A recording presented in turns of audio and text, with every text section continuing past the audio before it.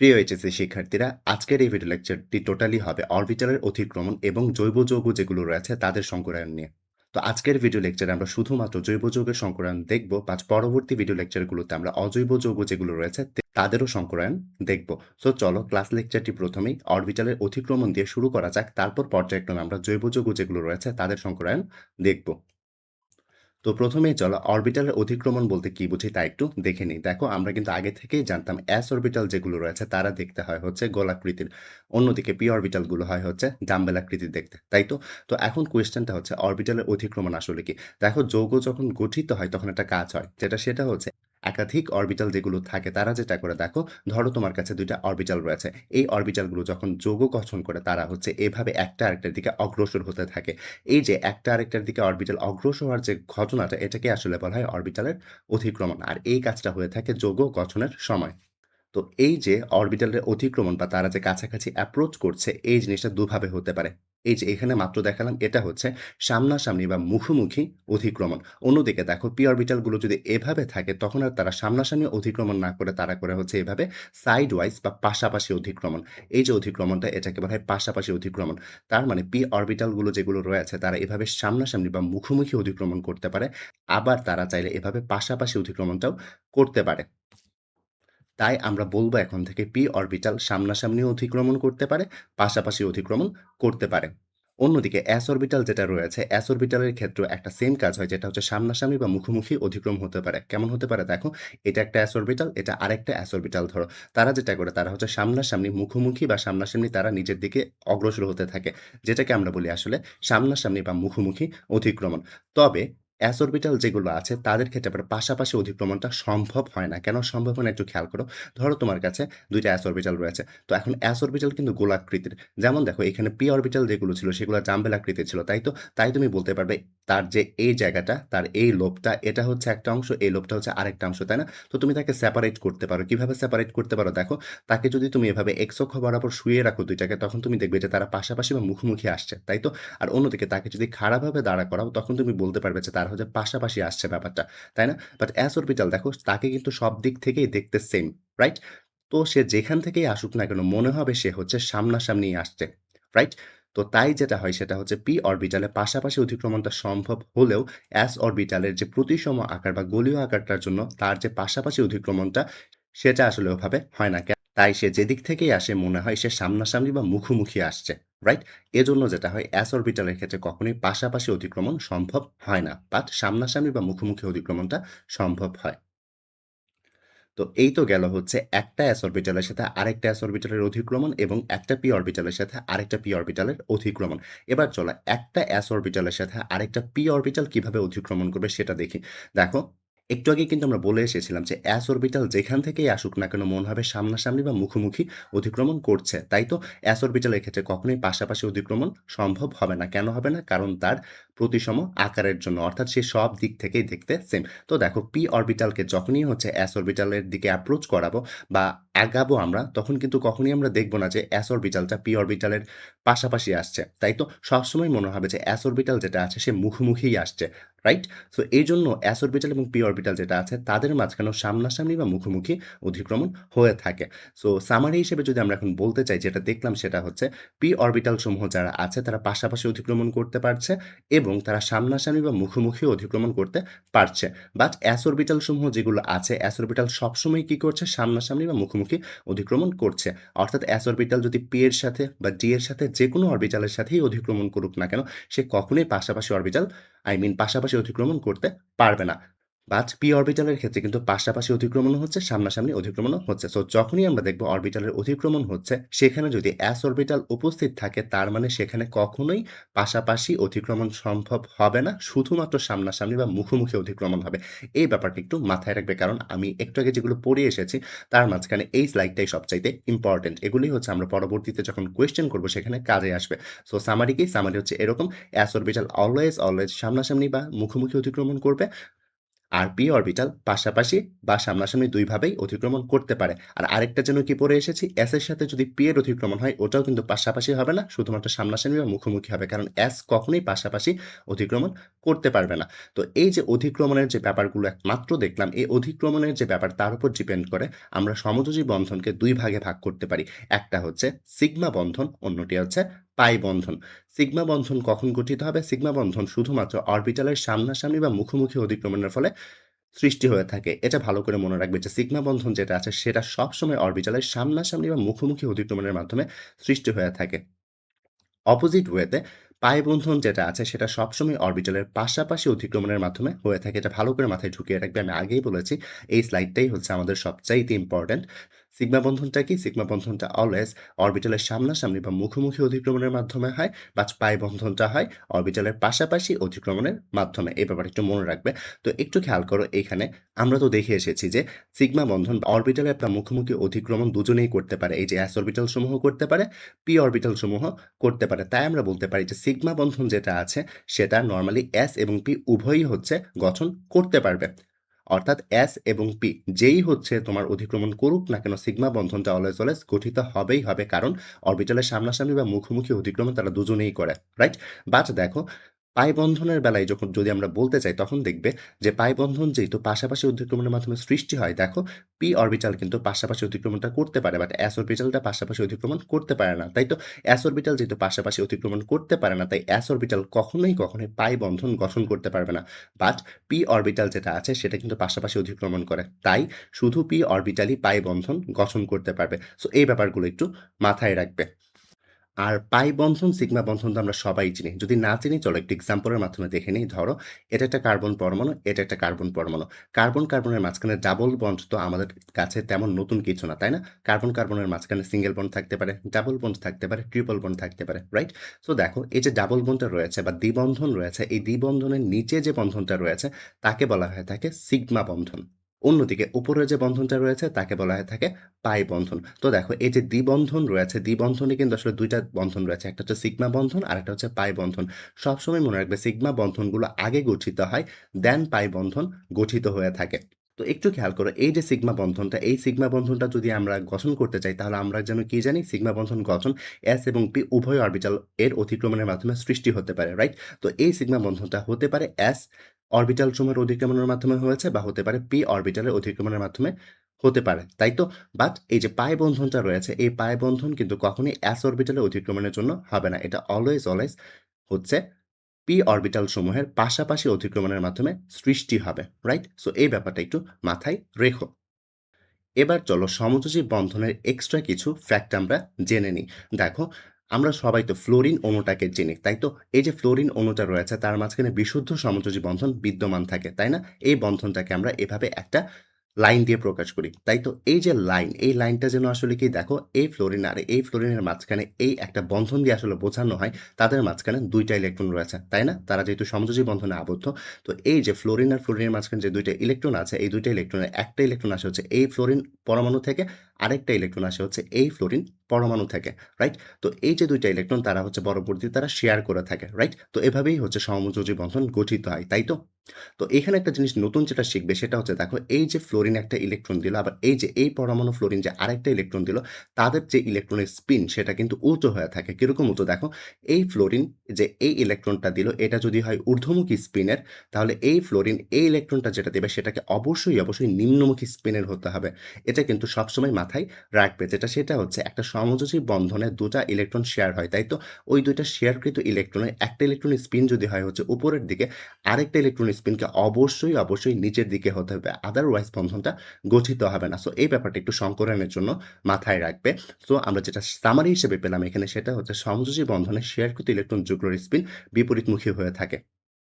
সংকরণে যাওয়ার আগে আরেকটা ইম্পর্টেন্ট জিনিস যেটা আমাদের শিখতে হবে সেটা হচ্ছে কোনো একটা যৌগের কেন্দ্রীয় পরমাণু বলতে আসলে আমরা কি বুঝি?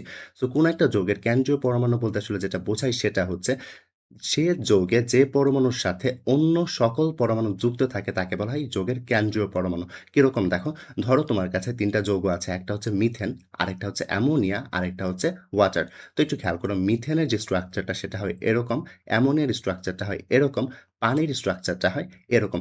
তো খেয়াল করলে দেখবে এই যে যৌগটা, এই যৌগ মিথেন যেটা আছে, মিথেনের সবগুলো হাইড্রোজেন আসলে যুক্ত রয়েছে একটাই কার্বনের সাথে। তাই তো এইখানে এই যৌগে সবগুলো পরমাণু যেই পরমাণুটার সাথে যুক্ত আছে তাকেই আসলে বলা হয় কেন্দ্রীয় পরমাণু। অর্থাৎ এই মিথেনে যেহেতু কার্বনের সাথেই সবগুলো পরমাণু যুক্ত আছে তাই আমরা কার্বনকে বলবো কেন্দ্রীয় পরমাণু। সেইম ওয়েতে এখানে অ্যামোনিয়াতে দেখো অ্যামোনিয়াতে সবগুলো হাইড্রোজেন যুক্ত আছে নাইট্রোজেনের সাথে। তাই আমরা এই যৌগকে নাইট্রোজেন এই যৌগতে নাইট্রোজেনকে বলবো কেন্দ্রীয় পরমাণু। সেইম ওয়েতে এখানে দেখো পানির অণুতে সবগুলো হাইড্রোজেন বা সবগুলো পরমাণুই যুক্ত আছে কিন্তু অক্সিজেন পরমাণুর সাথে। রাইট? তাই অক্সিজেনকে আমরা বলব হচ্ছে কেন্দ্রীয় পরমাণু। তাহলে কেন্দ্রীয় পরমাণু কি শিখলাম? কেন্দ্রীয় পরমাণু শিখলাম হচ্ছে কোনো একটা যৌগতে যে পরমাণুর সাথে অন্য সকল পরমাণু যুক্ত থাকে তাকে বলা হয় কেন্দ্রীয় পরমাণু। তো তোমরা চাইলে আরেকটা শর্টকাট মনে রাখতে পারো কেন্দ্রীয় পরমাণু নির্ণয়ের যেটা সেটা হচ্ছে দেখো এই যৌগতে সবচাইতে কম কোনটা রয়েছে? কার্বন না? তাই কার্বন হচ্ছে কেন্দ্রীয় পরমাণু। এই যৌগতে সবচাইতে কম কোন পরমাণুটি রয়েছে? নাইট্রোজেন, তাই নাইট্রোজেন হচ্ছে কেন্দ্রীয় পরমাণু। এই যৌগতে সবচাইতে কম পরমাণু কোনটা রয়েছে? অক্সিজেন, তাই অক্সিজেন হচ্ছে কেন্দ্রীয় পরমাণু। অর্থাৎ যে পরমাণুটি যৌগতে সবচাইতে কম থাকবে তাকেও তোমরা চাইলে কেন্দ্রীয় পরমাণু বলতে পারো। বাট এখন মাত্র যে শর্টকাটটা বললাম অর্থাৎ সবচাইতে কম যেটা সেটা কেন্দ্রীয় পরমাণু, এটা আবার সবসময় খাটে না। 90% টাইমে হচ্ছে এটা খাটে। সো সেফ অপশন হচ্ছে এই জিনিসটা মনে রাখা যে যার সাথে যুক্ত আছে সকল পরমাণু সেটাই কেন্দ্রীয় পরমাণু। বাট শর্টকাটের জন্য তোমরা চাইলে এই জিনিসটা মনে রাখতে পারো যে যেটার সংখ্যায় কম সেটাই কেন্দ্রীয় পরমাণু। তো আশা করি যৌগে কেন্দ্রীয় পরমাণুর ব্যাপারটা বুঝতে পেরেছো। আর কেন্দ্রীয় পরমাণু নিয়ে আপাতত এত বেশি হচ্ছে একটা টেনশনে পড়ার কারণ নেই। কারণ কেন্দ্রীয় পরমাণু যখন আমরা সংকরায়ন করব তখন ইজিলি হচ্ছে কেন্দ্রীয় পরমাণু আমরা নির্ণয় করে ফেলতে পারবো। সো আপাতত তাই এটা নিয়ে তো আমাদের স্ট্রেস নেওয়ার কিছু নেই। অন্যদিকে আরেকটা জিনিস যেটা মনে রাখবে সেটা হচ্ছে একটা যৌগ যখন সংকরায়ন করবে সেখানে সংকরায়ন পুরো যৌগতে হয় না। সংকরায়ন শুধুমাত্র কেন্দ্রীয় পরমাণুতে হয়ে থাকে। এই লাইনটা খুবই ইম্পোর্টেন্ট যেটা সেটা হচ্ছে আমরা যখনই হচ্ছে সংকরায়ন করব তখন সংকরায়ন আসলে পুরো যৌগতে হবে না। সংকরায়ন শুধুমাত্র হয় কেন্দ্রীয় পরমাণুতে। অর্থাৎ সংকরায়ন হবে কোনো একটা যৌগের যে কেন্দ্রীয় পরমাণু রয়েছে সেখানেই শুধুমাত্র সংকরায়ন হয়ে থাকবে। এই ব্যাপারটা একটু মাথায় রাখবে। তো এখন আমরা ডিরেক্টলি সংকরায়নের যে কনসেপ্ট আছে সেটাতে চলে যাব। তো সংকরায়ন শুরু করার আগে একটা কথা বলে নিই, সংকরায়নটা কখন হবে? সংকরায়নটা হবে যখন কোনো একটা মৌল যৌগ গঠন করবে। একটা মৌল যখন যৌগ গঠন করে তার একটু আগে সে হচ্ছে সংকরায়ন নামক একটা প্রসেসের মাধ্যমে দিয়ে যায়। কি বললাম? একটা মৌল যখন যৌগ গঠন করবে তার একটু আগে সে হচ্ছে সংকরায়ন নামক একটা প্রসেসের মধ্য দিয়ে যায়। সো এই ব্যাপারটা চলো বুঝে নেই যে প্রসেসটা বা সংকরায়ন আসলে কি? ধরো বেরিলিয়াম ক্লোরাইড একটা যৌগ গঠিত হবে। তো বেরিলিয়াম ক্লোরাইডে কেন্দ্রীয় পরমাণু তো বেরিলিয়াম, তাই না? কারণ এখানে দেখতে পাচ্ছি বেরিলিয়াম সংখ্যায় কম। আমি শর্টকাটটা ইউজ করছি। তো একটু খেয়াল করো, এই বেরিলিয়াম যে পরমাণুটি রয়েছে তার যদি কেন্দ্রীয় পরমাণুর ইলেকট্রন বিন্যাস আমরা করি তাহলে ব্যাপারটা এরকম দাঁড়াচ্ছে। তাই তো? যে বেরিলিয়ামে যেহেতু ৪ টা ইলেকট্রন রয়েছে তার ইলেকট্রন বিন্যাস হবে 1s2, 2s2, 2p0। সো এক্ষেত্রে একটা জিনিস খেয়াল করো, আমরা কিন্তু 2p তে কোনো ইলেকট্রন না থাকার পরেও 2p টা লিখে ফেলেছি। কেন লিখেছি জানো?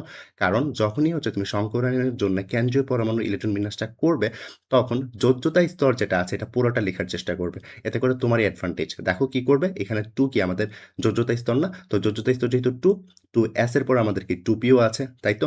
2d তো আর সম্ভব না। 2p যেহেতু আছে আমরা 2p টাও লিখে ফেলবো। অর্থাৎ যোজ্যতা স্তর পুরোটাই লিখার ট্রাই করব। এতে করে আমাদেরই লাভ। আর যেটা করব সেটা হচ্ছে যখনই সংকরায়ন করার চেষ্টা করব তখন আমাদের যেটা করতে হবে কেন্দ্রীয় পরমাণুর ইলেকট্রন বিন্যাসটা অবশ্যই লিখে নিতে হবে। আর আরেকটা সাইড বেসিক মনে রাখবে যেটা সেটা হচ্ছে সমযোজী বন্ধন গঠনের যোজ্যতা স্তরের অযুগ্ম ইলেকট্রন অংশগ্রহণ করবে। কি লিখেছি? সমযোজী বন্ধন গঠনে যোজ্যতা স্তরের অযুগ্ম ইলেকট্রন অংশগ্রহণ করবে। এটা একটু পরে আমরা দেখছি। একটু খেয়াল করো। তো এখানে যেটা আছে যে বেরিলিয়াম ইলেকট্রন বিন্যাস তো আমরা দেখলাম, রাইট? তো একটু খেয়াল করো। সংকরায়ন যখনই হবে তার একটু আগে যেটা হয় সেটা হচ্ছে এই যে বেরিলিয়াম পরমাণু বা কেন্দ্রীয় যে পরমাণুটা থাকে সেই কেন্দ্রীয় পরমাণুটা তার যে ভূমি অবস্থা, এই যে এখানে ইলেকট্রন বিন্যাস দেখতে পাচ্ছ এটাকে নরমালি বলা হয় ভূমি অবস্থা। এই ভূমি অবস্থা থেকে সে আরেকটা স্টেটে চলে যায় যাকে বলা হয় উত্তেজিত অবস্থা।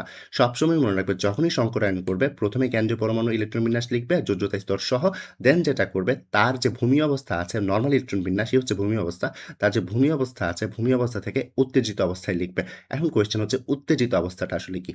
উত্তেজিত অবস্থাটা আসলে সিম্পল যেটা সেটা হচ্ছে এই যে দেখো 2s যে উপশক্তি স্তর আছে 2s উপশক্তি স্তরে ২ টা ইলেকট্রন আছে না? তো 2s উপশক্তি স্তরে ২ টা ইলেকট্রন থাকাতে দেখা যায় যে এখানে আবার হচ্ছে 2p তে কোনো ইলেকট্রন নেই, রাইট? তো 2s থেকে একটা ইলেকট্রন সুন্দর মতো 2p তে পাঠিয়ে দিবে। সো তাহলেই হচ্ছে তোমাদের উত্তেজিত অবস্থাটা লিখা হয়ে যাবে। তো শর্টকাটে কি মনে রাখতে পারো উত্তেজিত অবস্থায় কি হবে? যে 2s এর যে একটা ইলেকট্রন আছে 2s এর একটা ইলেকট্রনকে তোমরা হচ্ছে 2p তে পাঠিয়ে দিবে। তাহলেই তোমাদের এই ক্ষেত্রে উত্তেজিত অবস্থাটা হয়ে যাবে। উত্তেজিত অবস্থা নিয়ে আমরা পরবর্তীতে আরো কথা বলব। বাট আপাতত এতটুকু মনে রাখো 2s এর একটা ইলেকট্রন 2p তে পাঠিয়ে দিবে তাহলেই হচ্ছে উত্তেজিত অবস্থাটা লিখা হয়ে যাবে। তো এখানে আমরা কি করেছি দেখো 2s এর ২ টা ইলেকট্রন ছিল। ২ টা ইলেকট্রনের ১ টা ইলেকট্রন 2s এ রেখেছি, আরেকটা ইলেকট্রনকে 2p তে পাঠিয়ে দিয়েছি। তাই আমাদের এটা উত্তেজিত অবস্থা হয়ে গেছে। তো এখানে এখন হয়তোবা বুঝতে পেরেছ কেন আমি পুরো যোজ্যতা স্তরটা লিখেছিলাম যে 2p তে ইলেকট্রন না থাকার পরেও কেন আমি 2p উপশক্তি স্তরটা লিখেছিলাম। সিম্পল, কারণ আমি জানি উত্তেজিত অবস্থায় 2p তে আমার একটা ইলেকট্রন s থেকে আনতে হবে। That's it. এইজন্যই হচ্ছে আমি 2p টা আগে থেকেই লিখে রেখেছিলাম। তো এখন একটু খেয়াল করো, এই যে 2s উপশক্তি স্তর রয়েছে, 2s উপশক্তি স্তরে আমরা জানি একটা অরবিটাল থাকে, তাই তো? এই একটা অরবিটাল এখানে দেখালাম। অন্যদিকে 2p, p যে উপশক্তি স্তর আছে, p উপশক্তি স্তরের অরবিটাল থাকে ৩ টা, রাইট? তাই এখানে ৩ টা লিখেছি। এখানে একটা বক্স বা একটা অরবিটাল হচ্ছে 2s এর জন্য, আর বাকি ৩ টা হচ্ছে 2p এর যে ৩ টা অরবিটাল রয়েছে তাদের জন্য। তো আমরা যখনই সংকরায়ন করব তখন হচ্ছে যোজ্যতা স্তর যেটা আছে, যে এখানে দেখতে পাচ্ছ 2s এবং 2p হচ্ছে আমাদের যোজ্যতা স্তর। তাই হচ্ছে যোজ্যতা স্তরের যে অরবিটালগুলো রয়েছে তাদেরকে আমরা এভাবে লিখে ফেলব। তো এখানে এটা যেহেতু আমার s অরবিটাল, অন্যদিকে এটা কি? এটা হচ্ছে px অরবিটাল, এটা হচ্ছে p of y অরবিটাল, এটা হচ্ছে p of z অরবিটাল। এই যে এখানে কি লিখেছি? 2p উপশক্তি স্তরে ৩ টা অরবিটাল লিখেছি। তো একটু খেয়াল করো 2s এ কয়টা ইলেকট্রন আছে? একটা, তাই আমি এখানে s এ একটা দিলাম। আর 2p তেও কয়টা ইলেকট্রন রয়েছে? একটা না? তাই আমি এখানে একটা দিলাম। যদি ৩ টা থাকতো আমি ৩ টাই দিতাম। বাট আপাতত একটাই দিয়েছি কারণ আমার ইলেকট্রন এখানে একটাই আছে। আর এখানে ইলেকট্রন প্রবেশ করানোর সময় অবশ্যই হুন্ডের নীতি মেনে ইলেকট্রনটাকে প্রবেশ করাবে। তো দেখো এখানে যে s অরবিটালটি রয়েছে, s অরবিটালটা দেখতে কেমন হয়? এরকম গোলাকৃতির, রাইট? তো এখানে দেখতে পাচ্ছি s অরবিটালে একটা ইলেকট্রন আছে। আর অন্যদিকে px অরবিটাল যেটা আছে সেটা দেখতে কেমন হয়? ডাম্বেল আকৃতির, রাইট? এবং তার যে একটা ইলেকট্রন ছিল এটাকে আমরা এখানে লিখেছি। নরমালি ইলেকট্রনগুলো আসলে এখানে থাকে না। তারপর হচ্ছে বোঝানোর সুবিধার্থে আমরা এখানে ধরে নিলাম যে ইলেকট্রনটা এখানে আছে। তো এতটুকু তো আমরা নরমালি লিখতে পারবো, তাই তো? এটা তো আমাদের আগের কনসেপ্টই। বাট এখন হচ্ছে মেইন যে কনসেপ্ট সংকরায়ন, সেই কনসেপ্টটা আসবে। একটু খেয়াল করো, এইখানে যে s অরবিটালটি রয়েছে আর এখানে যে p অরবিটালটি রয়েছে, ২ টার কিন্তু শক্তি কখনোই সমান না। কারণ s অরবিটালের শক্তি যেটা আছে, অর্থাৎ 2s উপশক্তি স্তরের যে শক্তি সেটা কিন্তু 2p উপশক্তি স্তর থেকে কম হয়ে থাকে, রাইট? অর্থাৎ এখানে s অরবিটালের শক্তিটা px অরবিটাল থেকে কম হবে। তো সংকরায়ন আসলে কি? সংকরায়নটা হচ্ছে এইখানে যে দেখতে পাচ্ছ যে ২ টা অরবিটাল রয়েছে, এই ২ টা অরবিটাল বা অনেকগুলো অরবিটাল এখানে থাকতে পারত ২ টার বাইরে। তো এই অরবিটালগুলো হচ্ছে সংকরায়ন নামক এক ধরনের প্রসেসের মাধ্যমে তারা মিশ্রিত হয়ে যায়। অর্থাৎ এই s অরবিটালটা এবং এই p অরবিটালটা তারা ২ জন মিক্সড হয়ে যাবে। মিক্সড হয়ে তারা হচ্ছে ২ টা ভিন্ন ধরনের অরবিটাল তৈরি করবে, যেটা আসলে দেখতেও সেম, সংখ্যায়ও সমান এবং শক্তিও তাদের সেম থাকে। যাদেরকে আমরা ψ1 এবং ψ2 দিয়ে প্রকাশ করব এবং যাদেরকে বলব সংকর অরবিটাল। তো এখানে হয়তো তোমরা একটু কনফিউজড হয়ে গেছো। এখন একটু তোমাদেরকে ব্যাপারটা বোঝাই সংকরণ আসলে কি। একটু খেয়াল করো, এখানে অরবিটাল কয়টা ছিল? ২ টা অরবিটাল ছিল। তাদের শক্তি কি সমান? অ্যান্সার হচ্ছে না। তাদের ২ জনের কারোরই হচ্ছে শক্তি সমান ছিল না। তো তাদের যেহেতু শক্তি সমান না, তো এই যে ২ টা অরবিটাল রয়েছে, এই ২ টা অরবিটাল থেকে নতুন করে সংকরায়ন প্রসেসের মাধ্যমে নতুন কয়টা অরবিটাল তৈরি হয়েছে? ২ টা অরবিটাল তৈরি হয়েছে। তারা দেখতে কি সেম না? তারা দেখতে কিন্তু সেম। এবং এখানে দেখো অরবিটাল কয়টা ছিল? সংকরায়নের আগে ২ টাই ছিল। নতুন করে কয়টা তৈরি হলো? ২ টাই তৈরি হলো। তার মানে সংকরায়ন হচ্ছে এমন একটা প্রসেস, যেই প্রসেসের মাধ্যমে ২ টা ভিন্ন শক্তির অরবিটাল বা ২ টার জায়গায় এখানে অনেকগুলো অরবিটালও থাকতে পারত। ধরো অনেকগুলো ভিন্ন শক্তির যে অরবিটালগুলো রয়েছে তারা একে অপরের সাথে মিশ্রিত হয়। মিশ্রিত হয়ে তাদের আর ইন্ডিভিজুয়াল আইডেন্টিটি থাকে না যে সে হচ্ছে s অরবিটাল, সে হচ্ছে p অরবিটাল। রাদার তার যে হচ্ছে আইডেন্টিটিটা থাকে তারা হচ্ছে তখন সেম হয়ে যায় দেখতে। দেখো এখানে ২ টা অরবিটালই কিন্তু দেখতে সেম, রাইট? এই যে সংকর অরবিটাল বলছি তারা ২ জনেই কিন্তু দেখতে সেম। দেন শুরুতে অরবিটালগুলো মিশ্রিত হওয়ার আগে বা সংকরায়িত হওয়ার আগে তাদের যে হচ্ছে শক্তি ছিল সেটা ছিল ডিফারেন্ট। বাট সংকরায়িত হওয়ার পর বা সংকরায়ন প্রসেসের মাধ্যমে যাওয়ার পর এই ২ টা অরবিটাল যেটা নতুন তৈরি হয়েছে তাদের হচ্ছে শক্তিটা সেম থাকে। আর হচ্ছে ডিফারেন্ট থাকে না। এবং তাদের যে আইডেন্টিটি, আগে একজন ছিল s অরবিটাল আরেকজন ছিল p অরবিটাল, সেটাও হারিয়ে যায়। তখন তাদেরকে আমরা যেটা বলব, একটাকে বলব ψ1 অরবিটাল আরেকটাকে বলব ψ2 অরবিটাল। যদি অনেকগুলো থাকতো ψ1, ψ2, ψ3, ψ4 হিসেবে চলতে থাকতো। তার মানে সংকরায়ন হচ্ছে এমন একটা প্রসেস, যেই প্রসেসের মাধ্যমে ভিন্ন শক্তির অরবিটাল সমূহ পরস্পরের সাথে মিশ্রিত হয়ে সমসংখ্যক এবং সমান শক্তির অরবিটাল তৈরি করে, তাকেই বলা হয় সংকরায়ন। আর নতুন করে যে অরবিটালগুলো তৈরি হয় তাদেরকে বলা হয় সংকর অরবিটাল। আশা করি বুঝতে পেরেছ। তো সংকরায়ন যেটা আছে বা যাকে ইংলিশে আমরা বলি হাইব্রিডাইজেশন, এই সংকরায়ন বা হাইব্রিডাইজেশনকে আমরা এভাবে সংজ্ঞায়িত করতে পারি যে যৌগ গঠনকালে যোজ্যতা স্তরের সমসংখ্যক অরবিটাল মিশ্রিত হয়ে যায়। তাই তো? দেখো এখানে যৌগ গঠন যখন আমরা করব, তার আগে কি হচ্ছে? তার সময় যেটা হচ্ছে সেটা হচ্ছে এই যে যোজ্যতা স্তরের যে অরবিটালগুলো ছিল, এখানে কিন্তু আমরা শুধুমাত্র যোজ্যতা স্তরের অরবিটাল নিয়েছি। তো যোজ্যতা স্তরের সমসংখ্যক অরবিটাল মিশ্রিত হয়ে দেখো এখানে সমসংখ্যক সমশক্তির অর্থাৎ সমসংখ্যক সমশক্তির সংকর অরবিটাল সৃষ্টি হয়। আর এই প্রক্রিয়াটাকেই বলা হয় হচ্ছে সংকরায়ন। আশা করি ব্যাপারটা ক্রিস্টাল ক্লিয়ার একটা ধারণা তোমরা পেয়েছো।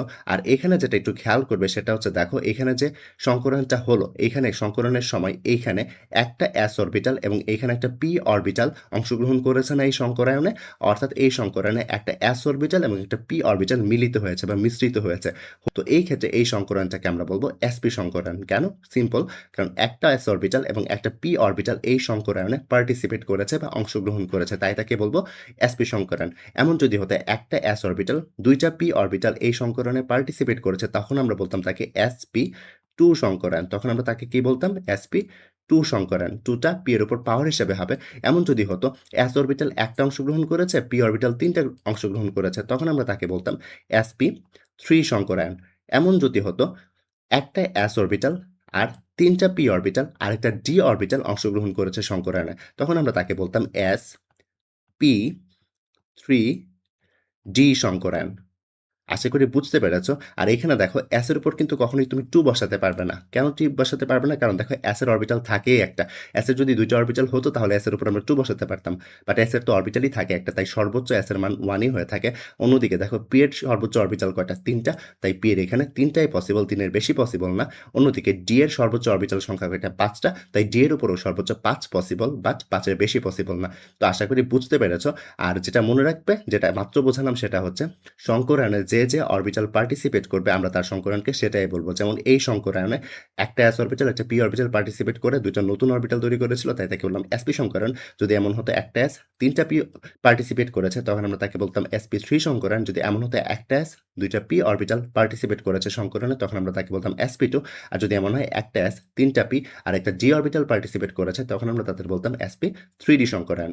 আশা করি বুঝতে পেরেছ। তো এবার আসি জৈব যৌগের সংকরায়নগুলো আমরা কিভাবে করব সেটা নিয়ে, বা প্রবলেম যখন আমাদেরকে এক্সামে দেওয়া হবে তখন আমরা কিভাবে কোয়েশ্চেনগুলো সলভ করব তার আরেকটা বেসিক নিয়ে দেন আমরা সরাসরি প্রবলেমে চলে যাব। তো দেখো এরকম স্ট্রাকচার তো তোমরা সবাই দেখেছো, তাই না? এখানে কার্বন আর কার্বনের মাঝখানে শুধু একটা সিঙ্গেল বন্ড রয়েছে। আর আমরা জানি শুধুমাত্র একটা সিঙ্গেল বন্ড মানেই হচ্ছে সিগমা বন্ধন। অন্যদিকে এখানে দেখো কার্বন এবং কার্বনের মাঝখানে দ্বিবন্ধন রয়েছে। সো আমরা একটু আগে দেখে এসেছিলাম নিচের যে বন্ধনটা থাকে তাকে আমরা বলি হচ্ছে সিগমা বন্ধন, আর উপরের যে বন্ধনটা থাকে তাকে আমরা বলি হচ্ছে পাই বন্ধন, রাইট? অর্থাৎ এখানে নিচেরটা হচ্ছে সিগমা বন্ধন, উপরেরটা হচ্ছে পাই বন্ধন। অর্থাৎ দ্বিবন্ধনে নিচেরটা সিগমা বন্ধন, উপরেরটা একটা পাই বন্ধন। সেইম ওয়েতে এখানে যে ত্রিবন্ধন রয়েছে, এই যে ত্রিবন্ধন রয়েছে, ত্রিবন্ধনেও হচ্ছে নিচেরটা সিগমা বন্ধন, তার উপরেরটা পাই বন্ধন, তার উপরেরটা আরেকটা পাই বন্ধন। অর্থাৎ ত্রিবন্ধনে সিগমা বন্ধন একটা এবং পাই বন্ধন রয়েছে ২ টা। সো এই ব্যাপারটা একটু দেখো। যেটা বলতে চাচ্ছি সেটা হচ্ছে এই যে কার্বন কার্বন সিঙ্গেল বন্ড, এটা হচ্ছে এটা শুধুমাত্র সিগমা বন্ড। অন্যদিকে কার্বন কার্বন দ্বিবন্ধন বা ডাবল বন্ডে একটা সিগমা বন্ধন থাকে, একটা পাই বন্ধন থাকে। অন্যদিকে কার্বন কার্বন ত্রিবন্ধনে একটা সিগমা বন্ধন এবং ২ টা পাই বন্ধন থাকে।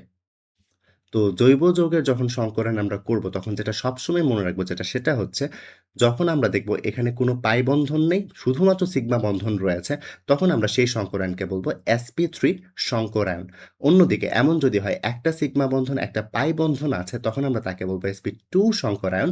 আর যদি এমন হয় ত্রিবন্ধন রয়েছে অর্থাৎ একটা সিগমা বন্ধন ২ টা পাই বন্ধন রয়েছে, তখন আমরা তাকে বলবো sp সংকরায়ন। এই ব্যাপারটা পুরোটাই মাথায় ঢুকিয়ে নাও, কারণ জৈব যৌগের যখনই সংকরায়ন করবে এই কনসেপ্টটা কাজে লাগবে। সেটা হচ্ছে শুধুমাত্র সিগমা বন্ধন থাকবে আর কিছু থাকবে না, তখন আমরা তাকে বলবো sp3 সংকরায়ন। আর যদি এমন হয় একটা পাই বন্ধন আছে বাকিগুলো সিগমা বন্ধন, তখন আমরা বলবো sp2 সংকরায়ন। আর যদি এমন হয় ২ টা পাই বন্ধন প্রেজেন্ট আছে, তখন আমরা তাকে বলবো sp সংকরায়ন। তো এগুলো তো ছিল আমাদের বেসিক কথাবার্তা। এখন চলো আমরা ডিরেক্টলি প্রবলেমে চলে যাই, যেগুলো আমাদের এক্সামে আসে। এখানে প্রশ্নে বলা আছে ইথেন অণুর গঠন সংকরণের মাধ্যমে ব্যাখ্যা করো। তো এটা আসলে আমরা কিভাবে সংকরণের মাধ্যমে দেখাবো সেটা একটু দেখি। দেখো ইথেন অণুটা দেখতে আসলে হয় হচ্ছে এরকম। ইথেনের যে হচ্ছে আণবিক সংকেত সেটা হচ্ছে C2H6, আর যার গাঠনিক সংকেতটা হচ্ছে দেখতে এরকম। এখানে একটা কার্বন থাকে, তার সাথে আরেকটা কার্বনের সিঙ্গেল বন্ড থাকে। এই যে এখানে ২ টা কার্বন, ২ টা কার্বন সিঙ্গেল বন্ডের মাধ্যমে আবদ্ধ থাকে অর্থাৎ সিগমা বন্ধন। অন্যদিকে ৬ টা হাইড্রোজেন আছে, তাই তো? ৩ টা হাইড্রোজেন থাকে এই কার্বনের সাথে আর বাকি ৩ টা হাইড্রোজেন থাকে এই কার্বনের সাথে। এটাই হচ্ছে ইথেনের গাঠনিক সংকেত। তোমরা যারা এখন এই গাঠনিক সংকেত দেখে ভয় পাচ্ছ যারা এসএসসিতে জৈব রসায়ন পড়ে আসোনি, তারা একটু মনে রাখো যেটা সেটা হচ্ছে এখন আমরা যে গাঠনিক সংকেতটা লিখলাম, তোমরা যখন জৈব রসায়ন পড়বে, ওই জৈব রসায়ন পড়ার পর তোমরা দেখবে এই যে গাঠনিক সংকেত লিখতে হয়, এই গাঠনিক সংকেতগুলো লেখা খুবই ইজি। সো আপাতত এটা নিয়ে তোমরা তেমন একটা কনসার্ন না থেকে জাস্ট খালি যা পড়াচ্ছি সেটা দেখতে থাকো। কারণ এই যে গাঠনিক সংকেত আছে, তোমরা যখন এইচএসসিতে জৈব রসায়ন পড়বে তখন এটা তোমাদের কাছে খুব ইজি হয়ে যাবে। সো এটা কোনো ব্যাপারই হবে না। তাই আপাতত এই গাঠনিক সংকেত আমরা চাচ্ছি না। তো এখন চলো দেখে নিই যে ইথেন অণুর গঠন সংকরণের মাধ্যমে কিভাবে ব্যাখ্যা করা যায় সেটা নিয়ে। প্রথম যেন কি বলেছিলাম, সংকরণ যখনই করব তখনই হচ্ছে কেন্দ্রীয় পরমাণুর ইলেকট্রন বিন্যাস করতে হবে। এখানে কেন্দ্রীয় পরমাণু কোনটা বলো তো? আমরা কিন্তু একটু আগেই দেখে এসেছিলাম যেটা সংখ্যায় কম সেটাই কেন্দ্রীয় পরমাণু। ওই যে শর্টকাটের কথা বলছি। তো এখানে কার্বন যেহেতু সংখ্যায় কম পরমাণু, তাই কার্বন হচ্ছে এখানে কেন্দ্রীয় পরমাণু। সো কার্বনের এখানে কি করব? কার্বনের এখানে ইলেকট্রন বিন্যাসটা আমরা করে নিব। তো কার্বনের ইলেকট্রন বিন্যাসটা হচ্ছে এরকম 1s2 2s2 2p2। এখানে দেখো যোজ্যতা স্তর পুরোটাই কিন্তু আমরা লিখেছি। তো কেন্দ্রীয় পরমাণুর ইলেকট্রন বিন্যাস লিখার পর জন্য কি করতে হয়? উত্তেজিত অবস্থা লিখতে হয়, তাই তো? আর উত্তেজিত অবস্থা লিখার জন্য কি করতে হয়? 2s এর একটা ইলেকট্রনকে 2p তে পাঠিয়ে দিতে হয়, রাইট? সো এখানে 2s এর একটা ইলেকট্রনকে আমরা 2p তে পাঠিয়ে দিয়েছি। এতে করে আগে ছিল 2p2, এখন একটা ইলেকট্রন 2s থেকে আসাতে এটা হয়ে গেছে 2p3। তারপর জন্য কি করেছিলাম? তারপর যে স্টেপটা ছিল সেটা হচ্ছে এই যে যোজ্যতা স্তরে যে অরবিটাল গুলো ছিল সেগুলোকে লিখা, রাইট? তো যোজ্যতা স্তরে এখানে 2s আছে, তাই 2s লিখেছি। এটা s ও লিখতে পারো, 2s ও লিখতে পারো, একই কথা। আর অন্যদিকে এখানে 2p3 রয়েছে, অর্থাৎ p উপশক্তি স্তর রয়েছে, তার তো 3টা অরবিটাল থাকে, p of x, p of y, p of z। So এই 3টা লিখেছি। তো এখানে s অরবিটালে কয়টা ইলেকট্রন আছে? একটা বসালাম। p উপশক্তি স্তরে কয়টা ইলেকট্রন রয়েছে? 3টা। তাই হুন্ডের নীতি মেনে একটা করে অযুগ্ম অবস্থায় একই স্পিন করে 3টা বসালাম। তো একটু খেয়াল করো, এখানে আমরা কিন্তু আগেই বলে এসেছিলাম যেটা সেটা হচ্ছে যখন দেখবে যে যৌগতে কোনো ধরনের পাই বন্ধন নেই, তখন যেন সংকরায়নটা কি? sp3 সংকরায়ন, right? ওই যে একটু আগের স্লাইডে আমরা যেটা দেখে এসেছি যে কোনো পাই বন্ধন না থাকলে sp3 সংকরায়ন, একটা পাই বন্ধন থাকলে sp2 সংকরায়ন, আর যদি দুইটা পাই বন্ধন থাকে তাহলে sp সংকরায়ন, রাইট? তো এখানে যেহেতু কোনো পাই বন্ধন নেই, তাই এই যে সংকরায়নটা হবে, তাদের সংকরায়নটা হবে হচ্ছে sp3 সংকরায়ন। আর এখানে দেখো কয়টা অরবিটাল অংশগ্রহণ করেছে? এখানে দেখতে পাচ্ছ একটা s অরবিটাল এবং 3টা p অরবিটাল অংশগ্রহণ করেছে। তাহলে সংকরায়নটা তো আমরা এমনিতেই বুঝতে পারছি যে এটা হবে হচ্ছে sp3 সংকরায়ন, তাই না? তো এখানে যেহেতু 4টা অরবিটাল অংশগ্রহণ করেছে, এই যে 1টা 2টা 3টা 4টা, সংকরায়নের আগে তাদের শক্তি ডিফারেন্ট থাকবে, তাই না? তাদের সবগুলোর হচ্ছে শক্তি ডিফারেন্ট থাকবে। বাট সংকরণের পর কি হয়ে যাবে? সমশক্তির সমান সংখ্যক সংকর অরবিটাল তৈরি হবে, রাইট? তো এখানে দেখো 4টা ভিন্ন শক্তির অরবিটাল মিলে 4টা অরবিটালই তৈরি করেছে। দেখো 4টা ভিন্ন শক্তির অরবিটাল মিলে 4টা নতুন সংকর অরবিটাল তৈরি করেছে, এবং এই অরবিটালগুলো দেখতেও সেম এবং তাদের শক্তিটাও সেম থাকবে। তো এটা ছিল হচ্ছে কেন্দ্রীয় পরমাণুর সংকরায়নের অবস্থাটা। এখানে দেখো, এখানে কিন্তু কার্বন বাদেও হাইড্রোজেন আছে, তাই না? তো কার্বন বাদে যে হাইড্রোজেনটা আছে তারও একটু ইলেকট্রন বিন্যাসটা করে রাখবে, যেটা সেটা হচ্ছে এখানে 1s1। এখানে কিন্তু হাইড্রোজেনের সংকরণ হবে না। আমি আগেই বলে দিয়েছিলাম যে সংকরণ পুরো যৌগের হয় না, শুধুমাত্র কেন্দ্রীয় পরমাণুর হয়। তো এখানে ইথেনের শুধুমাত্র কেন্দ্রীয় পরমাণু কার্বন ছিল, তাই শুধুমাত্র কার্বনের আমরা সংকরণ দেখিয়েছি। বাট হাইড্রোজেন কিন্তু কেন্দ্রীয় পরমাণু না, রাইট? তাই তার সংকরণ হবে না, তারটা আমরা নর্মালি এভাবেই লিখবো।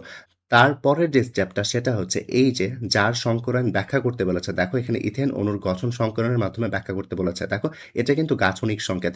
আমরা এখন এই যে খালি জায়গাটা আছে, এই খালি জায়গাটাতে আমাদের যেটা করতে হবে সেটা হচ্ছে এই যে যার গঠন সংকরণের মাধ্যমে ব্যাখ্যা করতে বলেছে তাকে হচ্ছে আমরা এখানে নিচে সংকরায়নের মাধ্যমে তার গঠন চিত্রটা আঁকবো। সো এটা কিভাবে আঁকা যায় একটু খেয়াল করো। এটা আসলে গাঠনিক সংকেত দেখেই খুব ইজিলি এঁকে ফেলা যায়। যেটা সেটা দেখো, এখানে একটা কার্বন রয়েছে, দাও একটা কার্বন। এখানে একটা কার্বন রয়েছে, দাও একটা কার্বন।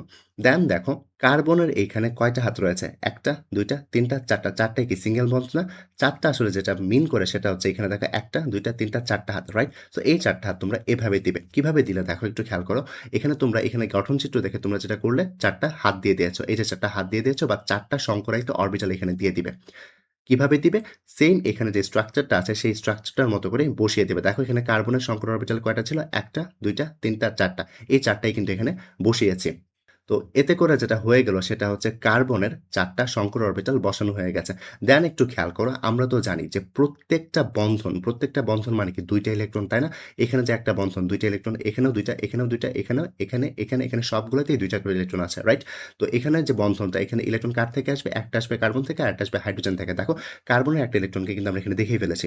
সেম ওয়েতে এখানে যে ইলেকট্রন, এই দুইটা ইলেকট্রন একটা আসবে কার্বন থেকে, একটা হাইড্রোজেন থেকে, তাই না? তো কার্বনের ইলেকট্রনটা এখানে দেখিয়ে এসেছি, তাই তো? তো এখানেও যেটা করেছি দেখো, কার্বন এবং হাইড্রোজেনের যে বন্ধন, যেখানে 2টা ইলেকট্রন থাকবে তার মাঝখানে কার্বনটা দেখিয়েছি।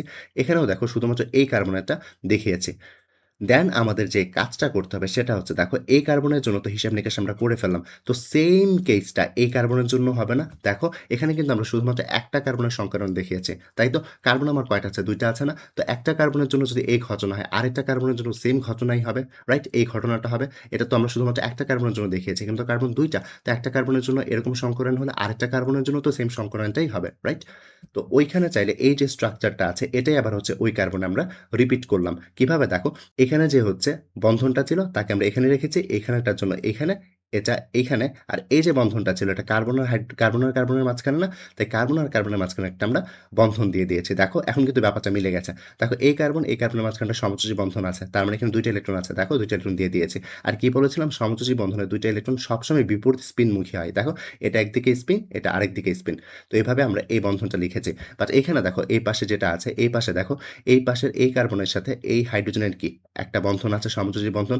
একটা বন্ধনে ২ টা ইলেকট্রন থাকে, রাইট? তো কার্বনের ইলেকট্রনটা আমরা দেখিয়েছি। এখন হাইড্রোজেন ইলেকট্রনটা দেখাতে হবে। হাইড্রোজেন ইলেকট্রনটা আমরা এভাবে দেখাবো।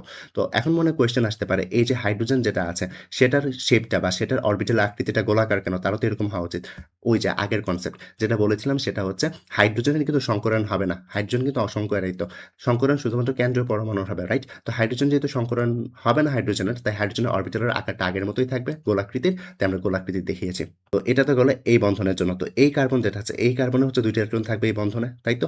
একটা আসবে হচ্ছে কার্বন থেকে যেটা দেখিয়েছি, আরেকটা আসবে হাইড্রোজেন থেকে, তাই তো? এবং বিপরীত স্পিনমুখী। তো এটাও দেখালাম। তো এখানেও সেম ভাবে এই বন্ধনের জন্য আরেকটা হাইড্রোজেন আসবে। এখানেও সেম এই হাইড্রোজেন আরেকটা ইলেকট্রন নিয়ে আসবে এইখানে। দুঃখিত এই হাইড্রোজেন আরেকটা ইলেকট্রন এখানে নিয়ে আসবে। এতে করে বন্ধনে ২ টা ইলেকট্রন হয়ে যাবে। আর অন্যদিকে এই হাইড্রোজেন যেটা করবে এখানে আসবে, তাই তো? রাইট? অন্যদিকে এইখানে যে কার্বন আর হাইড্রোজেনের মাঝখানে বন্ধন আছে, এখানে তো ২ টা ইলেকট্রন আছে, তাই না? তো কার্বনের একটা ইলেকট্রন তো দেখিয়েছি, হাইড্রোজেন এখন আরেকটা ইলেকট্রন নিয়ে আসবে বিপরীত স্পিনমুখী, তাই তো? তো এভাবে চাইলে আমরা খুব ইজিলি ইথেনের অণুর যে গঠন চিত্র আছে সেটা সংকলনের মাধ্যমে লিখতে পারি। তো এখানে যেটা বলেছিল সেটা হচ্ছে ইথেন অণুর গঠন সংকলনের মাধ্যমে ব্যাখ্যা করো। এটাই হচ্ছে আসলে আমাদের ইথেন অণুর গঠন সংকলনের মাধ্যমে ব্যাখ্যা। তোমাদের মনে হতে পারে এটা আসলে কি তাহলে? এটা আসলে শুধুই গাঠনিক সংকেত। এটা কিন্তু কখনোই সংকলনের মাধ্যমে ব্যাখ্যা না। সংকলনের মাধ্যমে ব্যাখ্যা আসলে হচ্ছে এটা। এটা হচ্ছে আমাদের গঠন চিত্র। তো তোমরা শুধুমাত্র এই চিত্রটাই যদি পরীক্ষাতে এঁকে দাও তাহলে কিন্তু নাম্বার পাবে না। তোমাদের কিন্তু এই অংশগুলো একটু দেখিয়ে আসতে হবে। সো এভাবে চাইলে ইথেন অণুর গঠন বা যেকোনো অণুর গঠন যেটা জৈব যৌগ তার আমরা খুব ইজিলি করে ফেলতে পারি। তো এরই সাথে ইথেন অণুর গঠন সংকরণের মাধ্যমে আমরা ব্যাখ্যা করে ফেললাম। এবার চলো আরেকটা প্রশ্নে মুভ করি। যেখানে বলা আছে ইথিন অণুর গঠন সংকরণের মাধ্যমে ব্যাখ্যা করো। মানে একটা অ্যালকিনের গঠন সংকরণের মাধ্যমে ব্যাখ্যা করতে বলা হয়েছে। সো দেখো ইথিন অণু দেখতে কেমন হয়? ইথিন অণু হচ্ছে এটা C2H4, অর্থাৎ ইথিন অণুর আণবিক সংকেত হচ্ছে C2H4 এবং তার গাঠনিক সংকেত যেটা হয় সেটা দেখতে হয় এরকম। আমি আবারও বলছি গাঠনিক সংকেত নিয়ে তোমরা টেনশন করবে না, কারণ এগুলো জৈব রসায়ন যখন পড়বে তখন খুব ইজিলি তোমরা পেরে যাবে। সো আপাতত জাস্ট এগুলো একটু কপি করতে থাকো। তো ইথিন অণু তো দেখতে পাচ্ছ ২ টা কার্বন আছে। এই যে ২ টা কার্বন লিখেছি এবং হাইড্রোজেন আছে ৪ টা। তো এখানে একটা হাইড্রোজেন, এখানে একটা হাইড্রোজেন, এখানে একটা হাইড্রোজেন, এখানে একটা হাইড্রোজেন। টোটাল হাইড্রোজেন হয়েছে ৪ টা। তো একটু খেয়াল করো মাঝখানে ডাবল বন্ড কেন? কারণ কার্বনের হাত টোটাল থাকে ৪ টা। তাই তো? এখানে ২ টা হাইড্রোজেন দিয়ে দিয়েছো, ২ টা হাত চলে গেছে। তাই হচ্ছে কার্বনের হাত ফিল আপ করেছো না। এখানে ২ টা হাত দেওয়া হয়েছে বা ডাবল বন্ড বা দ্বিবন্ধন দেওয়া হয়েছে। সেমটাও এই কার্বনে করা হয়েছে। দেখো এখানে ২ টা হাইড্রোজেন ছিল। কার্বনের হাত ৪ করার জন্য এখানে ২ টা বন্ধন দেওয়া হয়েছে। তো এই হচ্ছে আসলে ইথিনের গাঠনিক সংকেত। সো এবার চলো সংকরণটা করি। সংকরণ করার জন্য প্রথমে কি করতে হয়? কেন্দ্রীয় পরমাণুর ইলেকট্রন বিন্যাস। এখানে কেন্দ্রীয় পরমাণুকে কার্বন, কারণ সংখ্যায় কম, তাই তো? সো কার্বনের ইলেকট্রন বিন্যাস আমরা আগেই দেখে এসেছি 1s2, 2s2, 2p2 এবং তারপর যেটা করতে হয় উত্তেজিত অবস্থায় ইলেকট্রন বিন্যাস করতে হয়। তো উত্তেজিত অবস্থায় যদি ইলেকট্রন বিন্যাস করতে চাই s এর একটা ইলেকট্রন p তে পাঠিয়ে দিতে হয়। এখানে পাঠালাম। পাঠানোর পর দেন আমরা যেটা করেছিলাম যোজ্যতা স্তরের ইলেকট্রনগুলোকে আমরা কিভাবে লিখতাম? অরবিটালের মাধ্যমে লিখতাম, তাই তো? তো এখানে 2s1, 2s লিখেছি এবং 2p3 উপশক্তি স্তরকে p of x, p of y এবং p of z ৩ টা অরবিটালের মাধ্যমে প্রকাশ করেছি। সো এখানে 2s এ কয়টা ইলেকট্রন রয়েছে? একটা প্রবেশ করিয়েছি। এখানে 2p তে ৩ টা রয়েছে, তাই একটা করে হুন্ডের নীতি অনুযায়ী ৩ টা ইলেকট্রন এখানে প্রবেশ করিয়েছি। দেন কিন্তু একটু যদি মনে করো সেটা যেটা হচ্ছে, আমি কিন্তু আগেই বলে এসেছিলাম যখনই তোমরা হচ্ছে কোনো একটা জৈব যৌগতে দেখবে হচ্ছে একটা পাই বন্ধন রয়েছে তখন যে হাইব্রিডাইজেশনটা হবে সেটা কি হবে? বা সংকরণটা হবে সেটার জন্য কি হবে বলেছিলাম? sp2, right? তো এখানে যেহেতু একটা সিগমা বন্ধন এবং একটা পাই বন্ধন রয়েছে, সো এখানে হাইব্রিডাইজেশনটা কি হবে বা সংকরণটা কি হবে? sp2 সংকরণ হবে। এটা একটু মাথায় রাখতে হবে। তো এখানে মেইনলি হচ্ছে একটা s অরবিটাল এবং ২ টা p অরবিটাল হচ্ছে সংকরণে অংশগ্রহণ করে সমশক্তির সমান সংখ্যক ৩ টা সংকর অরবিটাল তৈরি করবে, তাই তো? তো এখন তোমাদের মনে কোয়েশ্চেন আসতে পারে একটা s অরবিটাল আর হচ্ছে ২ টা p অরবিটাল এখানে অংশগ্রহণ করেছে সংকরায়নে। তার আরেকটা যে অংশগ্রহণ করেনি সেটা আসলে কিভাবে থাকবে? সেটা আসলে অসংকরায়িত অবস্থায় এভাবেই থেকে থাকবে। কারণ আমরা তো জানি সংকরণের পর হচ্ছে সবাই দেখতে সেম হয়ে যায়, তাই তো? আর সংকরায়ন যদি না হয় কোনো একটা কিছুতে তখন সে দেখতে আসলে নরমাল আগে ডাম্বেল আকৃতি বা s অরবিটাল যেমন ছিল সেমনই হয়ে থাকে। সো এখানে যেহেতু সংকরায়ন শুধুমাত্র একটা s এবং ২ টা p এর হয়েছে অর্থাৎ ৩ টা অরবিটালের হয়েছে, তাই ৩ টা অরবিটালকে আমরা এভাবে দেখিয়েছি সংকর অরবিটাল হিসেবে। আর যেহেতু এখানে p অফ z এর সংকরায়নটা হয়নি তাকে আমরা নরমাল এভাবে ডাম্বেল আকৃতির দেখিয়ে ফেলেছি। সো তোমাদের মনে এখন একটা কোয়েশ্চেন আসতে পারে সেটা হচ্ছে এখানে একটা s হবে আর ২ টা p তো হবে আমরা জানি। এখন কি ২ টা p অফ x এর হবে, p অফ y এর হবে নাকি p of x, p of z এর হবে নাকি p of y, p of z এর হবে? কোন ২ টা আমরা সিলেক্ট করব? এখন কোয়েশ্চেনটা হচ্ছে randomly যেকোনো ২ টা সিলেক্ট করে ফেলো, একটাকে অসংকরায়িত লিখে ফেলো, কোনো সমস্যা নেই। তো এখানে যখনই দেখবে যে sp2 সংকরায়ন যেখান থেকে তোমাদের শুধুমাত্র ২ টা p অরবিটাল নিতে হচ্ছে তখন যেকোনো ২ টাকে তোমরা randomly সংকরায়িত করে ফেলো, আরেকটাকে নরমালি রেখে দাও। কোনো প্রবলেম হবে না। তো তারপর যেন কি করতাম? তারপর হচ্ছে আমাদের হাইড্রোজেন যেটা ছিল অর্থাৎ যেটা সংকরায়িত হয়নি, অসংকরায়িত যে হাইড্রোজেন পরমাণু ছিল তার ইলেকট্রন বিন্যাস করতাম। রাইট? সো দেন আমরা যেটা করতাম এই যে গাঠনিক সংকেত ছিল, এই গাঠনিক সংকেত দেখে আমরা সংকরণের মাধ্যমে গঠন চিত্রটা লিখতাম। রাইট? তো এখন চলো এই খালি জায়গায় এটা করি। দেখো এখানে কার্বন রয়েছে, আমরা কার্বন লিখলাম। এই কার্বন রয়েছে, এই কার্বন লিখেছি। রাইট? এখানে দেখো এখানে একটা সিঙ্গেল বন্ধন, এখানে একটা সিঙ্গেল বন্ড, এখানে একটা সিঙ্গেল বন্ড রয়েছে, তাই না? অর্থাৎ ৩ টা সিঙ্গেল বন্ড রয়েছে। আর ৩ টা সিঙ্গেল বন্ডকে আমরা যেন কিভাবে দেখাবো? এভাবে দেখাবো। রাইট? অর্থাৎ এখানে সিম্পলি মাথায় যেটা রাখবে এই যে বন্ধনগুলো রয়েছে সিঙ্গেল বন্ধন তাদের জায়গায় হচ্ছে সংকর অরবিটালগুলো বসিয়ে দিবে। সিম্পলি যেটা করবে এই যে এখানে যে সিঙ্গেল বন্ডগুলো রয়েছে এই সিঙ্গেল বন্ডগুলোকে রিপ্লেস করে যেটা করবে সেটা হচ্ছে সুন্দর মতো তোমরা যেটা করবে সেটা হচ্ছে এখানে একটা সংকর অরবিটালগুলো ঢুকিয়ে দিবে। তো এখানে তো আমরা শুধুমাত্র একটা কার্বনের আগের মতোই সংকরায়িত করলাম। তো আমাদের তো কার্বন আরেকটা রয়েছে। তো তার জন্য আমাদের সিমিলার কেস হবে। রাইট? তো ব্যাপারটা কি হয়েছে দেখো, ব্যাপারটা এখানে যেটা হয়েছে দেখো এই কার্বন এবং এই কার্বনের মাঝখানে যে সিঙ্গেল বন্ডটা ছিল এই দেখো নিচের যে বন্ধনটা যেটা হচ্ছে সিগমা বন্ধন আর উপরে হচ্ছে পাই বন্ধন। এই যে সিগমা বন্ধন যেটা আছে সেটা কিন্তু অলরেডি এখন আমাদের ফর্ম হয়ে গেছে। কিভাবে ফর্ম হচ্ছে দেখো, এই কার্বন থেকে একটা ইলেকট্রন এসেছে, এই কার্বন থেকে একটা ইলেকট্রন এসেছে। তাই তো? এখন পর্যন্ত আমাদের শুধুমাত্র এই যে নিচের যে সিঙ্গেল বন্ডটা ছিল অর্থাৎ সিগমা বন্ধনটা ছিল সেটাই কিন্তু ফর্ম হয়েছে। উপরেরটা কিন্তু এখনো ফর্ম হয়নি। এটা একটু মাথায় রাখবে। দেখো এখানে ২ টা ইলেকট্রন আছে না? ২ টা ইলেকট্রন শুধুমাত্র একটা বন্ধন ফর্ম করেছে। নিচের সিগমা বন্ধনটা। পাই বন্ধন উপরে যেটা আছে এটা কিন্তু এখনো ফর্ম হয়নি। এটা একটু মাথায় রাখবে। দেন দেখো এই কার্বন একটা ইলেকট্রন দিয়ে রেখেছে। মানে এই কার্বনটা এই হাইড্রোজেনের জন্য একটা ইলেকট্রন দিয়ে রেখেছে। এখন বাকি কি? বাকি হচ্ছে এই হাইড্রোজেন আরেকটা ইলেকট্রন নিয়ে আসবে। তাই তো? আর তার স্পিনটা হবে বিপরীতমুখী, রাইট? অন্যদিকে এই কার্বন একটা ইলেকট্রন দিয়ে রেখেছে। অন্যদিকে এই কার্বন একটা ইলেকট্রন দিয়ে রেখেছে, তাই তো? অর্থাৎ এই কার্বনটা একটা ইলেকট্রন দিয়ে রেখেছে এই বন্ধনে, এখন এই হাইড্রোজেনকে আরেকটা ইলেকট্রন নিয়ে আসতে হবে, রাইট? সো নিয়ে আসলো যেটা হবে বিপরীত স্পিনার, রাইট? অন্যদিকে এখানেও সেম কাজ হবে। দেখো এখানে একটা কার্বন আছে, এখানে একটা হাইড্রোজেন আছে। তো তাদের মাঝখানে ২ টা ইলেকট্রন লাগবে বিপরীত স্পিনের, রাইট? তো এই কার্বন যেটা আছে অর্থাৎ এই কার্বন যেটা আছে সে হচ্ছে একটা ইলেকট্রন অলরেডি দিয়ে রেখেছে। তো এই কার্বনের কি কাজ বাকি এখন? সে হচ্ছে একটা ইলেকট্রন বিপরীত স্পিনমুখী নিয়ে এসে বসতে হবে এখানে, রাইট? আর অন্যদিকে এই যে হাইড্রোজেন আছে, এই হাইড্রোজেনও কি করবে? এই হাইড্রোজেন হচ্ছে এখানে একটা ইলেকট্রন নিয়ে আসবে, রাইট? সো এভাবেই আসলে আমাদের এতটুকু পার্ট হয়ে গেছে। আর এখানে কি বলেছিলাম যেন? এই হাইড্রোজেনের শেপ কিন্তু নরমাল গোলাকৃতিরই থাকবে। কারণ হাইড্রোজেনে কিন্তু সংকরণ হচ্ছে না। সংকরণ হচ্ছে কেন্দ্রীয় পরমাণুর। তাই হচ্ছে হাইড্রোজেনের অরবিটালের শেপ কিন্তু সংকরায়িত অরবিটালের মতো রাখলে হবে না। তাকে গোলাকৃতি দিয়েই দেখাতে হবে। তো এখন পর্যন্ত আমরা যেটা করলাম দেখো, এখন পর্যন্ত কিন্তু দেখো এখানে সিঙ্গেল বন্ড আমরা লিখে ফেলেছি। এখানে একটা সিগমা বন্ধন আমরা লিখে ফেলেছি এবং এই হাইড্রোজেনের সাথে এই কার্বনের সিগমা বন্ধনটাও লিখে ফেলেছি। এই কার্বনের সাথে এই হাইড্রোজেনের সিগমা বন্ধনটাও লিখে ফেলেছি। অন্যদিকে এই কার্বনের যে সিগমা বন্ধনটা ছিল সেটা লিখে ফেলেছি। বাট পাই বন্ধনের কাজ কিন্তু এখন আমাদের শেষ হয়নি। এখন কিন্তু পাই বন্ধনের কাজটা আমাদের বাকি আছে। তো এখন আসি আমাদের আগের কনসেপ্টে। আমরা কিন্তু আগে পড়ে এসেছিলাম যে পি অরবিটালগুলো পাশাপাশি অধিক্রমণের মাধ্যমে তারা পাই বন্ধন তৈরি করে। রাইট? এই কনসেপ্টটা এখানে লাগবে। তো একটু খেয়াল করো ওইখানে আরেকটা জিনিস এড করতে হবে আমাদের সেটা হচ্ছে পাই বন্ধন শুধুমাত্র অসংকরায়িত পি অরবিটালের পাশাপাশি অধিক্রমণের মাধ্যমে সৃষ্টি হয়। একটু কনসেপ্টটা মাথায় রাখো সেটা হচ্ছে পাই বন্ধন অসংকরায়িত যে পি অরবিটালগুলো আছে তাদের পাশাপাশি অধিক্রমণের মাধ্যমে সৃষ্টি হয়। তো এখন একটু খেয়াল করো এই যে কার্বন আছে এই কার্বনের যে আমরা সংকরায়নটা করলাম সেখানে কিন্তু একটা অসংকরায়িত পি অরবিটাল ছিল, রাইট? সেটাকে আমরা এখানে লিখলাম। সেম ওয়েতে দেখো এখানে তো শুধুমাত্র একটা কার্বন এখানে দেখেছি, তাই না? ইলেকট্রন বিন্যাসে আরেকটা কার্বন তো আছে। তো ওই কার্বনেও তো হচ্ছে আরেকটা অসংকরায়িত পি অরবিটাল থাকবে, সেটাকেও আমরা এখানে দেখালাম। তো এই ২ টা p অরবিটাল যেন কি করবে? পাই বন্ধনটা গঠন করার জন্য এই ২ টা p অরবিটাল যেটা করবে পাশাপাশি অধিক্রমণ করবে, তাই তো? আর পাশাপাশি অধিক্রমণটাকে আমরা উপরে এভাবে এবং নিচে এভাবে দিয়ে বোঝাই যে এখানে পাশাপাশি অধিক্রমণটা হচ্ছে। সো এটা হচ্ছে আমাদের পাই বন্ধনের জন্য যে অধিক্রমণটা ছিল সেটা এখানে আমরা লিখলাম। তার মানে যেটা বুঝতে পারলে সেটা হচ্ছে পাই বন্ধন কখন গঠিত হবে? পাই বন্ধন সবসময় যখন অসংখ্য রাহিত p অরবিটাল থেকে যাবে সেগুলো হচ্ছে পাই বন্ধন সৃষ্টি করবে। সো এটাই ছিল আমাদের হচ্ছে ইথিন অণুর গঠন চিত্র। সো এভাবে ইথিন অণুর গঠন সংকরণের মাধ্যমে আমরা ব্যাখ্যা করে ফেললাম। এখন চলো ইথাইন অণুর গঠন সংকরণের মাধ্যমে কিভাবে ব্যাখ্যা করা যায় সেটা একটু আমরা দেখে আসি। তো ইথাইন অণুর গঠন সংকরণের মাধ্যমে ব্যাখ্যা করতে গেলে আগে তো ইথাইনের আণবিক সংকেত লিখতে হবে, তাই তো? ইথাইনের আণবিক সংকেত হচ্ছে C2H2, তার মানে এখানে ২ টা কার্বন থাকে, ২ টা হাইড্রোজেন থাকে, রাইট? দেখো এখানে ২ টা কার্বন রয়েছে এবং ২ টা হাইড্রোজেন রয়েছে এবং কার্বন আর কার্বনের মাঝখানে এখানে ট্রিপল বন্ড বা ত্রিবন্ধন থাকে। কেন? কারণ আমরা জানি ৪ যোজনী ফিল আপ করতে হবে। দেখো এখানে হাইড্রোজেনের ১ টা হাত আর এই কার্বনের ৩ টা হাত করলে এখানে কার্বনের ৪ টা হাত ফিল আপ হচ্ছে। সেম ওয়ে এখানে কার্বনের হাত একটা হাইড্রোজেন দখল করে রেখেছে আর ৪ মিলাতে গেলে আমাদের এখানে ত্রিবন্ধন দেওয়া লাগছে, তাই তো? আর আমি আগেই বলেছিলাম গাঠনিক সংকেত নিয়ে প্যারা খাওয়ার কিছু নেই, কারণ এগুলো আমরা যখন জৈব রসায়নের ক্লাস নেব তখন এটা খুব ইজি হয়ে যাবে, পানির মতো সহজ হয়ে যাবে। তো আপাতত জাস্ট এতটুকু দেখে রাখো। দেন আমরা কি করেছিলাম? দেন আমরা করেছিলাম কেন্দ্রীয় পরমাণুর ইলেকট্রন বিন্যাস, তাই তো? সেখানে কার্বন যেটা আছে কেন্দ্রীয় পরমাণু অর্থাৎ 1s2, 2s2, 2p2, রাইট?